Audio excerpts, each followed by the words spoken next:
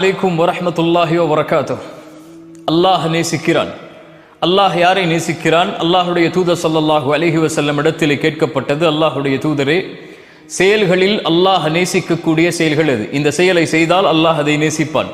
அல்லாஹுடைய தூதர் சொன்னார்கள், தொழுகையை அதனுடைய நேரத்தில் நிறைவேற்றுதல் முதலாவது. அதை நாம் பார்த்து விட்டோம். அல்லாஹுடைய தூதரே, அதற்கு பிறகு எது?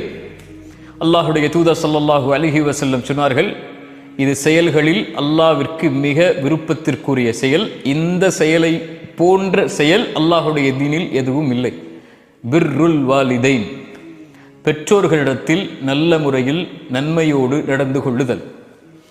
என் சகோதரனை, என் சகோதரியே, இந்த உலக வாழ்வில் உங்களுடைய தாயும் தந்தையும் உங்களோடு இப்போது உயிரோடு வாழ்ந்து கொண்டிருந்தால் அல்லாஹ் உங்களுக்கு அதைவிட பெரிய அருளை இப்போது கொடுக்கவில்லை. உங்களுடைய தாயும் தந்தையும் மரணித்திருந்தால், ஒன்று அவர்கள் உங்கள் மீது பொருத்தத்தோடு மரணித்திருந்தால் இந்த உலகிலும் மறுமையிலும் வெற்றிக்குரியவர்கள் நீங்கள்.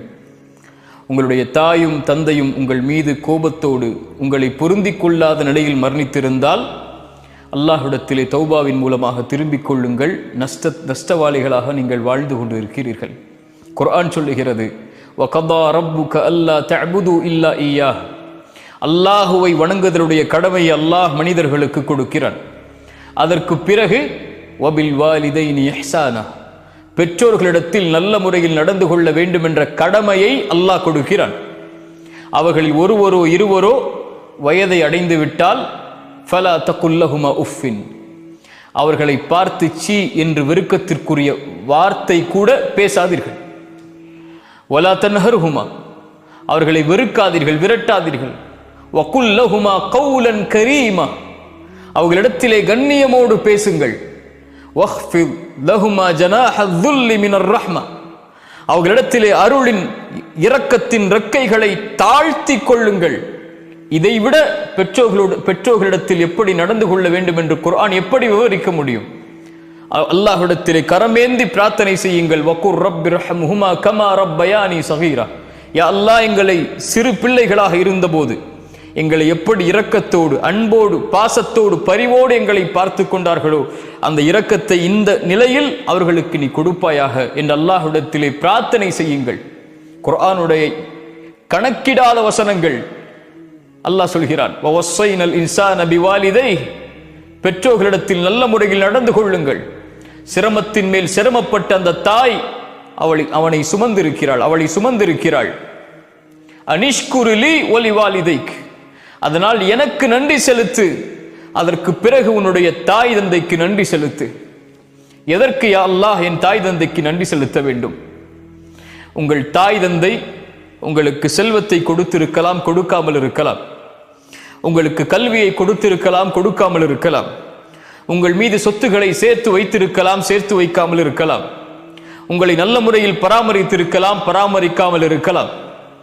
ஆனால் உங்கள் தாய் தந்தைக்கு காலம் முழுவதும் அவர்களுக்கு அருகிலேயே இருந்து அவர்களுக்கு பணிவிடை செய்து செய்து செய்து செய்து நன்றியை நீங்கள் வெளிப்படுத்தி கொண்டே இருக்க வேண்டும் என்ற ஒரு செயல் உங்களுக்கு இருக்குமானால், எனக்கு இருக்குமானால், என் தாய் தந்தைக்கு நன்றி சொல்லுவதற்கு லா இலாஹ இல்லல்லாஹ் முஹம்மதுர் ரசூலுல்லாஹ் என்ற ஷஹாதத்தை மொழியக்கூடிய மகளாக அல்லாஹ் இவர்களின் மூலமாக நம்மை உருவாக்கியதுதான்.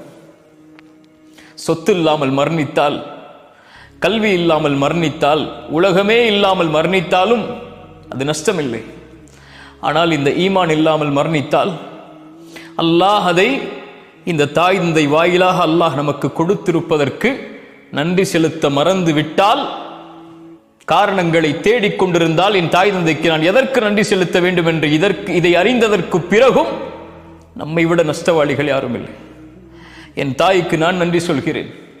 அஷ்ஹது அன்ன அல்லா இலாஹ இல்லல்லாஹ் வ அஷ்ஹது அன்ன முஹம்மது ரசூலுல்லாஹ் என் ஷஹாதத்தை மொழிவதற்கு அல்லாஹ் வாயிலாக எனக்கு ஒரு வாய்ப்பை கொடுத்தான். என் தாயே, ஜஸாக்கில்லாஹி ஹைரன், அல்லாஹ் உங்களுக்கு நலவை தரட்டும். உங்களுடைய விஷயத்தில் நான் குறைவுபட்டிருக்கிறேன். அல்லாஹ்விடத்திலே மன்னிப்பை தேடுகிறேன், உங்களிடத்திலும் மன்னிப்பை தேடுகிறேன். என் தாய்க்கு நன்றி, என் தந்தைக்கு நன்றி. அல்லாஹ் இன்னும் குர்ஆனிலே சொல்கிறான், உங்களில் நீங்கள் வாலிபத்தை அடைந்து விட்டால், குறிப்பாக 40 வயதை அடைந்து விட்டால் அல்லாஹ் பெற்றோரிடத்தில் எப்படி நடந்து கொள்ள வேண்டும் என்று சொல்கிறான். 40 வயதை அடைந்தவன், அவனிடத்திலே குடும்பம் இருக்கும், குழந்தைகள் இருக்கும், செல்வம் இருக்கும், தொழில் இருக்கும், அவனுக்கென்று ஒரு சூழல் உருவாகி இருக்கும். இத்துணை நிலையில் நீ மாறி இருந்தாலும் 40 வயதை நீ அடைந்து விட்டாலும் உன் குடும்பம், உன் மனைவி, உன்னுடைய தொழில், உன் செல்வம், உன் குழந்தைகள், இவையெல்லாம் உன்னை மிகைத்து விடக் கூடாது. உன் தாய் தந்தைக்கு நன்றியோடு நடக்க வேண்டும் என்ற காரியத்தில் அல்லாஹ் அந்த வசனத்துடைய ஆரம்பத்தில் சொல்கிறான், பெற்றோர்களிடத்தில் நல்ல முறையில் நடந்து கொள்ளுங்கள். சிரமத்தின் மேல் சிரமப்பட்டு உங்களை சுமந்திருக்கிறாள், சிரமத்திற்கு மேல் சிரமப்பட்டு உங்களை பெற்றெடுத்திருக்கிறாள், தன் வாழ்க்கையே உனக்காக அர்ப்பணித்திருக்கிறாள்.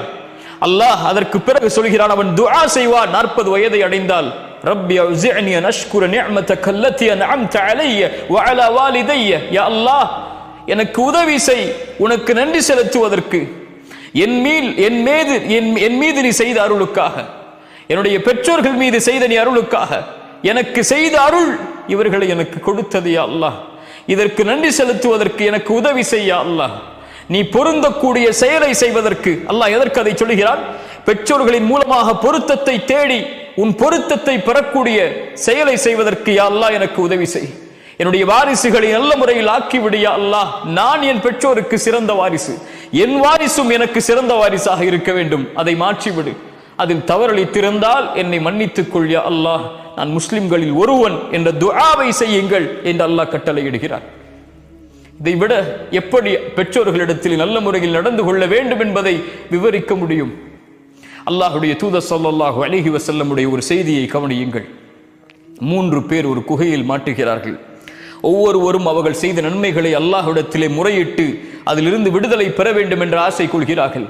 முதலாம் அவர் அழைக்கிறார், யா அல்லாஹ், நான் வாழ்நாளில் எதை செய்திருக்கிறோனோ செய்யவில்லையோ எனக்கு தெரியவில்லை. என்னுடைய பெற்றோர்கள் வயதானவர்கள், நானோ ஒரு காட்டிலே விறகை எடுத்து வரக்கூடிய வேலை செய்கிறேன். நான் என் வழக்கம் எப்படி, என்னுடைய உணவை நான் கொண்டு வந்தால் என்னுடைய வீட்டிற்கு என் மனைவியும் குழந்தைகளும் அதை சாப்பிடுவதற்கு முன்னால் என் பெற்றோர்கள் சாப்பிட்டால் தான் அவர்களுக்கு கொடுப்பேன். ஒரு நாள் இரவிலே நான் வருவதற்கு தாமதமாகிறது. என் பெற்றோர்கள் பசியால் உறங்கிவிட்டார்கள். அவர்களுக்காக கொண்டு வந்த உணவை நான் கொண்டு வந்திருக்கிறேன். என் பிள்ளைகளும் என்னுடைய மனைவியும் பசியில், ஆனால் என் பெற்றோர்கள் சாப்பிடாமல் உறங்கிக் கொண்டிருக்கிறார்கள். அவர்களை எழுப்புவதற்கு கூட, அந்த சிரமத்தை கொடுப்பதற்கு கூட எனக்கு மனம் நாடவில்லை. அவர்களுடைய தலையில் அருகிலேயே அமர்ந்திருக்கிறேன். காலை விடியும் வரை அவர்களுக்கு அருகிலேயே அமர்ந்திருந்து அவர்கள் எழுந்து அந்த உணவை சாப்பிட்டதற்கு பிறகுதான் என்னுடைய மனைவிக்கும் என்னுடைய பிள்ளைகளுக்கும் கொடுத்தேன். அல்லாஹ், இந்த செயலை நீ ஏற்றுக்கொண்டிருந்தால் இந்த சோதனையிலிருந்து எனக்கு விடுதலை கொடு.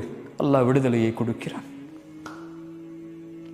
உங்கள் மனைவி உங்களுடைய தாய்க்கு பணிவிடை செய்வதிலிருந்து உங்களை மிகைத்திருந்தால், உங்களுடைய குடும்பம், உங்களுடைய குழந்தை, உங்களுடைய செல்வம், உங்களுடைய தொழில், இவையெல்லாம் உங்கள் பெற்றோர்களுக்கு பணிவிடை செய்வதிலிருந்து உங்களை மிகைத்திருந்தால், இவை அனைத்தும் அல்லாஹ்விடத்தில் தடுக்கப்பட்டவை. என்ன செயல் இருக்கிறது அல்லாஹ்வுடைய தீனில்? என் ரப்பை நெருங்குவதற்கு என்று ஒருவன் கேட்டால் இதைவிட வேறு எந்த செயலும் இல்லை. அப்துல்லா இப்னு அப்பாஸ் இடத்தில் ஒரு ஓடி வருகிறார். அப்துல்லா இப்னு அப்பாஸே, ஒரு பெண்ணை திருமணம் செய்ய வேண்டும் என்று ஆசைப்பட்டேன், பெண் பேசினேன், அவளும் ஒத்துக்கொண்டாள். ஆனால் என்னை விட்டு இன்னொருவரை பெண் மணமகனாக ஏற்றுக்கொண்டாள். என்னால் கோபம் தாங்க முடியவில்லை. அந்த பெண்ணை நான் கொலை செய்து விட்டேன். அதற்குரிய தண்டனையை நிறைவேற்றுங்கள். ஆனால் எனக்கு அல்லாஹ்விடத்திலே மன்னிப்பு உண்டா? அப்துல்லா இப்னு அப்பாஸ் கேட்டார்கள், உன்னுடைய தாய் உயிரோடு இருக்கிறார்களா? அவர் கேட்டார், இல்லை, என் தாய் உயிரோடு இல்லை, மரணித்து விட்டார்கள். அப்படி என்று அல்லாஹ்விடத்திலே தௌபா செய், அல்லாஹ்விடத்திலே நெருங்குவதற்குரிய காரியங்களை தேடிக்கொள். அங்கிருந்த நபித்தோழர் கேட்டார், தோழரை அப்துல்லா இப்னு அப்பாஸ் அவர்களே, ஏன் அவரிடத்திலே அவருடைய தாயை குறித்து விசாரித்தீர்கள்? அப்துல்லா இப்னு அப்பாஸ் என்ன சொன்னார் தெரியுமா? என் மரணம் வரை என் உள்ளத்தில் எழுதப்பட வேண்டிய வார்த்தை அது. என் தாயுடைய அழைப்பு என்னுடைய உலகத்திலே இருக்கும் வரை எழுதப்பட வேண்டிய வசனம் அது. இன்னிலா அலமு அமலன், நான் எந்த ஒரு செயலையும் அறியவில்லை அல்லாஹ்விடத்திலே நெருங்குவதற்கு தாய்க்கு பணிவிடை செய்வதை தவிர. அல்லாஹு அக்பர். பிர்ருல் வாலிதைன், தாய் தந்தை இடத்தில் நல்ல முறையில் நடந்து கொள்ளுதல் அல்லாஹுடைய நேசத்தை உங்களுக்கு பெற்றுத்தரும். ரசூலுல்லாஹ் சொன்னார்கள், நாசமாகுவான் அவன் யார்? தாய் தந்தை வயதை அடைந்தும் அவர்கள் உயிரோடு இருந்தும் அதன் மூலமாக யார் சொர்க்கம் நுழையவில்லையோ அவன் நாசமாகுவான். நீ தொழுகையாளியாக இருக்கலாம், தஅவாவில் இருக்கலாம், குர்ஆனை ஓத தெரிந்தவராக இருக்கலாம், மனனம் செய்தவராக இருக்கலாம், நீங்கள் கோடிகளில் புரளக்கூடியவராக இருக்கலாம், தொழிலில் நீங்கள் உச்சத்தை தொட்டவராக இருக்கலாம், உலகமெல்லாம் உங்களுக்கு கட்டுப்பட்டு இருக்கலாம். ஆனால் தாய் தந்தையுடைய விஷயத்தில் நீங்கள் குறைவை வைத்திருந்தால் நீங்கள் நஷ்டவாளிகள் தான். இந்த ஒட்டுமொத்த உலக வாழ்க்கையும் உங்களுக்கு நஷ்டம்தான். நாளை மறு உலக வாழ்க்கையும் நஷ்டம்தான். அல்லாவிற்கு பிறகு கவனத்தில் எடுக்க வேண்டிய ஒரு உறவென்றால் உம்முக் உம்முக் உம்முக், உன் தாய் உன் தாய் உன் தாய். அதற்கு பிறகு யார் ரசூலல்லாஹ்? உன் தந்தை. அனிஷ்குரிலி வலிவாலிதைக், பெற்றோர்களிடத்தில் நல்ல முறையில் நடந்து கொள்ளுங்கள். என் சகோதர சகோதரியை, எனக்கு நான் சொல்கிறேன், நம்முடைய தாய் தந்தை நமக்கு செய்த அருளை போன்று அல்லாஹுடைய அருளால் வேறு யாரும் இந்த உலகத்தில் நமக்கு எந்த அருளையும் செய்துவிட முடியாது. ஒட்டுமொத்த வாழ்வையும் நமக்காக கொடுத்து நம் நலனை மட்டுமே குறிக்கோளாக கொண்டு வாழக்கூடிய உறவுகள் அது. குறிப்பாக தாய் தன் எதிர்பார்ப்புகளை, தன் ஆசைகளை, தன் எண்ணங்களை, தன் வயதை, தன் வாழ்க்கையை, ஒட்டுமொத்தத்தையும் தன் பெற்றெடுத்த பிள்ளை நலமோடு இருந்தால் போதும் என்று கழிக்கக்கூடிய ஒரே உறவு இந்த உலகத்திலே தாய் மட்டும்தான். அந்த தாயை நோவினை செய்து, அந்த தாய்க்கு சிரமத்தை கொடுத்து, அந்த தாயை தள்ளி வைத்து விட்டு, அந்த தாயை உதறி தள்ளிவிட்டு எந்த ரப்பை வணங்கப் போகிறோம்? அல்லாஹ்விடத்தில் நேசத்துக்குரிய அமல் தாய் தந்தை இடத்தில் நல்ல முறையில் நடந்து கொள்ளுதல்.